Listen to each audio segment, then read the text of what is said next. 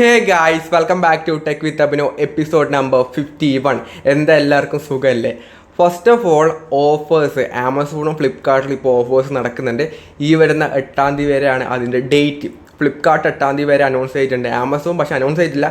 എന്നാലും 8-ാം തീയതി വരെ ആയിരിക്കും അതും വേണ്ടി പോകുന്നതിന്. എക്സ്റ്റെൻഡ് ചെയ്യുമോ എന്നറിയത്തില്ല. അതുകൊണ്ട് തന്നെ ഫോൺസ് വാങ്ങാൻ പറ്റിയ നല്ലൊരു ടൈമാണ്, അത് മിസ് ചെയ്യാതിരിക്കുക. അപ്പോൾ നോക്കിയും കണ്ടൊക്കെ റിവ്യൂസൊക്കെ പ്രോപ്പറായിട്ട് നോക്കിയിട്ട് മാത്രം വാങ്ങാം കേട്ടോ. അല്ല പെട്ടെന്ന് അതിന് ഇത്രയും പൈസ കുറഞ്ഞു എന്ന് വെച്ചുകൊണ്ട് പെട്ടെന്ന് പോയി ചാടിച്ചൊന്ന് ബുക്ക് ചെയ്യാതിരിക്കുക. കറക്റ്റായിട്ട് എല്ലാം നോക്കി പക്കയാക്കിയിട്ട് മാത്രം ഫോൺസ് വാങ്ങാം കേട്ടോ. ഇതിൻ്റെ രണ്ടിൻ്റെയും ഓഫേഴ്സ് വീഡിയോ നമ്മൾ ചെയ്തിട്ടുണ്ട്, കാണാൻ താല്പര്യമുണ്ടെങ്കിൽ ഒന്ന് ചെക്ക് ചെയ്ത് നോക്കാം കേട്ടോ. പിന്നെ GTA 6 എന്ന് വരും, ഈ വർഷം ലാസ്റ്റ് വരും എന്നൊക്കെ പറഞ്ഞ് നമ്മൾ എക്സ്പെക്റ്റ് ചെയ്തതാണ്. പക്ഷേ ഈ ഒരു വർഷം ഗെയിം വരുന്നില്ല. ഒഫീഷ്യലായിട്ട് തന്നെ റോക്ക് സ്റ്റാർ ഗെയിംസ് അത് അനൗൺസ് ചെയ്തിട്ടുണ്ട്. ഈ വർഷമല്ല, അടുത്ത വർഷം 2026 മെയ് 26-ാം തീയതിയാണ് ഈ ഒരു ഗെയിം റിലീസ് ചെയ്യുന്നത്. ഒഫീഷ്യലായിട്ടുള്ള ഡേറ്റ് അടക്കം വന്നിട്ടുണ്ട്. ഇനി ഈ ഒരു ഡേറ്റ് മാറുമോ എന്നുള്ളത് അറിയത്തില്ല. എന്തായാലും ഒരു കാര്യം ഷുവറായിട്ട് പറയാം, ഗെയിമിൻ്റെ കാര്യത്തിൽ അത് ഇത്രയും വർഷം ഒരുപാട് വർഷത്തിന് ശേഷമാണ് ഈ ഒരു ഗെയിമിൻ്റെ അടുത്തൊരു പാർട്ട് വരുന്നത്. അപ്പോൾ ഒരു വലിയൊരു മാറ്റം ട്രെയിലർ നമ്മൾ കണ്ടതാണ്, എന്നാലും അതുക്കും മേലെയുള്ള മാറ്റങ്ങളാണ് ഇവർ വെച്ചുകൊണ്ട് വരാൻ വേണ്ടി പോകുന്നത്. അത്രയ്ക്ക് എക്സ്പെക്റ്റേഷൻ ആ ഒരു ഗെയിമിനുണ്ട്.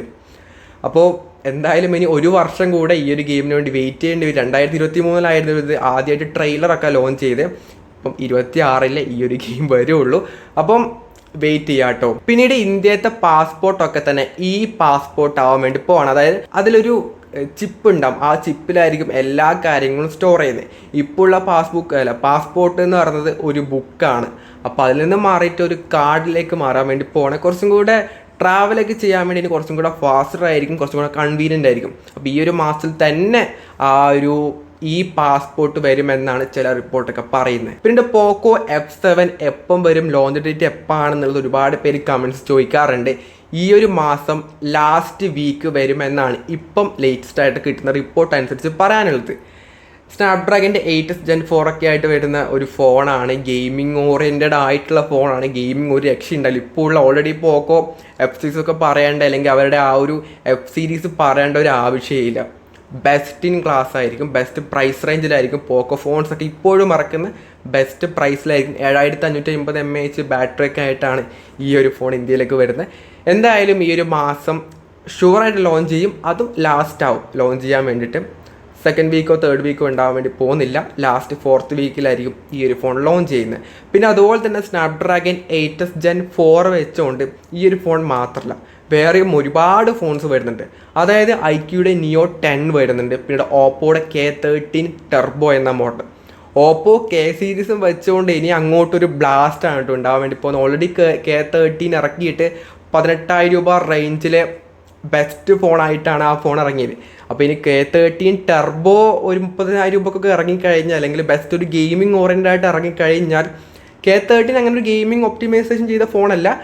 അപ്പം K13 ടർബോയിലേക്ക് വരുമ്പോൾ അത് ഗെയിമിംഗ് ഓറിയൻറ്റഡ് ആയിട്ടുള്ള ഫോൺ ആയിക്കഴിഞ്ഞാൽ ഓപ്പോ വേറെ ലെവലിലേക്ക് എത്തും. വിവോ T സീരീസിലായിരുന്നു കയറി വന്നത്, ഇപ്പോൾ ഓപ്പോ K സീരീസിലാണ് ഇനി വരാൻ വേണ്ടി പോകുന്നത്. അപ്പോൾ അങ്ങനെ ഒരുപാട് ഇൻട്രസ്റ്റിംഗ് ആയിട്ടുള്ള ഫോൺ കൂടെ ഇനി വരാറുണ്ട് അത്ര കേട്ടോ. പിന്നെ സാംസങ്ങിൻ്റെ S25 എഡ്ജിൻ്റെ സ്പെസിഫിക്കേഷനൊക്കെ തന്നെ ഇപ്പോൾ റിവീലായിട്ട് വന്നിട്ടുണ്ട്. അതായത് ഈ മാസം 13-ാം തീയതിയൊക്കെയാണ് ഈ ഒരു ഫോൺ ലോഞ്ച് ചെയ്യുന്നതാണ് ചില റിപ്പോർട്ടൊക്കെ പറയുന്നത്. ഇതിൻ്റെ സ്പെസിഫിക്കേഷൻസ്, അതായത് ഏറ്റവും തിക്നെസ് ഒക്കെ കുറഞ്ഞ, ഏറ്റവും ലൈറ്റ് വെയിറ്റ് ആയിട്ടുള്ള സാംസങ്ങിൻ്റെ ഫോണാണ്. ഒരിക്കലും ഒരു കോമ്പാക്റ്റ് ഫോണല്ല, കാരണം ഡിസ്പ്ലേയുടെ സൈസ് ഒരു 6.7 ഇഞ്ച് 6.6 ഇഞ്ചൊക്കെ വരുന്നത്. 2K റെസൊല്യൂഷനാണ്. ഡൈനാമിക് അമോലഡ് 120 Hz ഡിസ്പ്ലേ ആണ് ഈ ഒരു ഫോണിന് വരുന്നത്. ബിൽഡ് ക്വാളിറ്റി ആണെങ്കിൽ ടൈറ്റാനിയത്തിൻ്റെ ഫ്രെയിം വരുന്നുണ്ട്, ബാക്ക് ഗ്ലാസ് ആണ്. ഗൊറില്ല ഗ്ലാസ് വിക്ടസ് 2ൻ്റെ പ്രൊട്ടക്ഷൻ ബാക്കിൽ വരുന്നുണ്ട്. ഫ്രണ്ടിലാണെങ്കിൽ സെറാമിക് ഷീൽഡ് 2ൻ്റെ പ്രൊട്ടക്ഷനാണ് ഫ്രണ്ടിൽ വരുന്നത്. ഇനി ക്യാമറ 200 MB പ്രൈമറി ക്യാമറ ഉണ്ടാകും, 13 MB ultra wide, 13 MB selfie camera ഒക്കെ ആയിട്ടാണ് വരുന്നത്. 3900 mAh ബാറ്ററി വരുന്നുണ്ട്. തിക്നെസ് ആണെങ്കിലും 5.85 mm തിക്നെസ് മാത്രമേ വരുന്നുള്ളൂ. നല്ല തിക്നെസ് കുറഞ്ഞ ഫോൺ, 165 ഗ്രാം ആ റേഞ്ച് വെയിറ്റും വരുന്നുണ്ട്, അത്രയും വെയിറ്റും വരുന്നുള്ളൂ. സോ ഒരു ലൈറ്റ് വെയിറ്റ് ആയിട്ടുള്ള ഒരു തിക്നെസ് ഒക്കെ കുറഞ്ഞ സാംസങ്ങിൻ്റെ ഫോൺ ഈ ഒരു മാസം എന്തായാലും ഇറങ്ങും. ഇനി അതിന് അപ്പുറത്തേക്ക് പോകത്തില്ല. എന്തായാലും ഈ മാസം S25 എഡ്ജ് എന്ന ഫോൺ ഷുവറായിട്ട് ലോഞ്ച് ആവും. പിന്നെ അതുപോലെ തന്നെ OnePlusന്റെ നോഡ് CE5 ആ ഒരു ഫോണിൻ്റെ BIS സർട്ടിഫിക്കേഷൻ ഒക്കെ തന്നെ ലിസ്റ്റ് ചെയ്തിട്ടുണ്ട്. അതിൻ്റെ സ്പെസിഫിക്കേഷൻ എന്തായാലും ഈ ഒരു മാസമാണ് ആ ഒരു ഫോൺ വരുന്നത്. സ്പെസിഫിക്കേഷൻസ് വൈസ് പറയുകയാണെങ്കിൽ ഡിമെൻസിറ്റിയുടെ 8350 ചിപ്സെറ്റ് ആയിരിക്കും ഉണ്ടാവാൻ വേണ്ടി പോകുന്നത്. ഫുൾ HD ആയിട്ടുള്ള OLED ഡിസ്പ്ലേ, 7100 mAh ബാറ്ററി, 80 വാട്ടിൻ്റെ ഫാസ്റ്റ് ചാർജിങ് ഉണ്ടാകും, 15 MB ഡുവൽ ക്യാമറയൊക്കെ ആയിട്ടാണ് ഈ ഒരു ഫോൺ വരുന്നത്. അപ്പോൾ OnePlusന്റെ നോഡ് CE5 കൂടെ ഈ ഒരു മാസം എന്തായാലും ഷുവറായിട്ട് ലോഞ്ച് ചെയ്യാൻ വേണ്ടി പോകുന്നുണ്ട്. അപ്പോൾ ഇത്രയും ടെക് ന്യൂസാണ് നമുക്ക് ഇന്ന് പറയാനുള്ളത്. മെയിനായിട്ട് ഫോൺസ് വാങ്ങുന്നുണ്ടെങ്കിൽ ഈ ഒരു ടൈമിൽ തന്നെ വാങ്ങാൻ നോക്കുക. നല്ല ഓഫേഴ്സ് ആയിട്ടുള്ളത്. ഇനിയിപ്പോൾ ഇത് കഴിഞ്ഞ് കഴിഞ്ഞാൽ ഇപ്പോഴേ അടുത്തൊന്നും അങ്ങനെ വലിയ ഇതുപോലുള്ള ഓഫേഴ്സൊന്നും എക്സ്പെക്റ്റ് ചെയ്യേണ്ട ആവശ്യമില്ല. അപ്പോൾ അതുകൊണ്ട് തന്നെ നോക്കിയും കണ്ടൊക്കെ തന്നെ വാങ്ങുക. അല്ലാതെ വെറുതെ പോയിട്ട് ഇത്രയും പൈസയുടെ ഫോൺ ഇത്രയും പൈസ കുറഞ്ഞു എന്ന് വെച്ചിട്ട് ചുമ്മാ പോയിട്ട് എടുക്കേണ്ട ഒരു ആവശ്യമില്ല. അപ്പോൾ നിങ്ങൾ നോക്കിയിട്ട് നിങ്ങളെ എല്ലാ റിവ്യൂസും പ്രോപ്പറായിട്ട് നോക്കിയിട്ട് മാത്രം സെലക്ട് ചെയ്യുക കേട്ടോ. അപ്പം ഈ ഒരു വീഡിയോ യൂസ്ഫുൾ ആണെങ്കിൽ ലൈക്ക് ചെയ്യുക, ഷെയർ ചെയ്യുക, സബ്സ്ക്രൈബ് ചെയ്യുക. So it's fund signing off. By.